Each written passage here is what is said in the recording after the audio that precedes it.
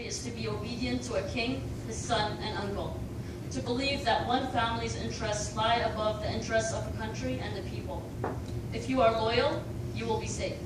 If you disobey or show any resistance to this idea, then you are considered a traitor and the regime will try to crush you. At 6 a.m. on January 8th, a prison guard woke me up. They were going to take me to see my father and uncle. In the past 2 months, I hadn't been allowed any communication with them. No visits, no calls, not even letters. I put on my X-large, X-baggy, peach-colored prison uniform, and I imagined my father and uncle in their gray prison uniforms.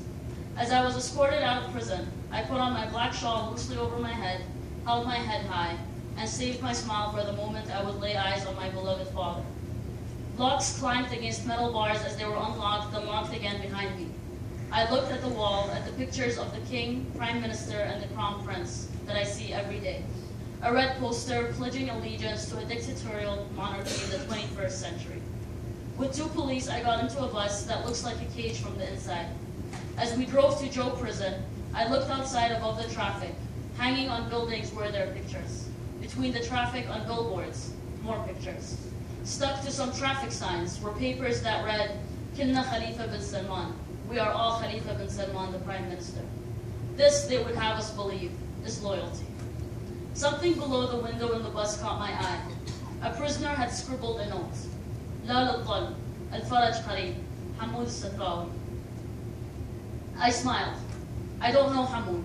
He's probably a young political prisoner, and like hundreds of others, he was probably sentenced to many years in prison in an unfair trial. He could not put up big posters on buildings, but he believes in a different kind of loyalty. The loyalty not to a king, not to a monarchy, but the loyalty to an idea. No to oppression. His loyalty to this ideal is probably what brought him to prison. Every day, Bahrainis are being punished for believing in ideas and fighting for them. Ideas like freedom, dignity, equality, justice, and human rights. There are people who, out of fear and out of serving their self-interests, support an oppressive monarchy.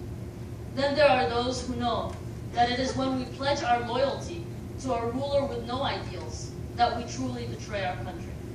I send my love and respect to all those Bahrainis who are suffering gracefully, to those who believe in the rights of the people, not the power of a tyrant.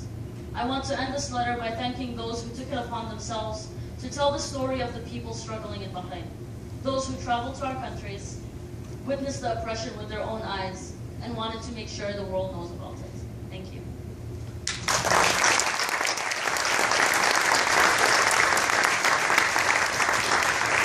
We have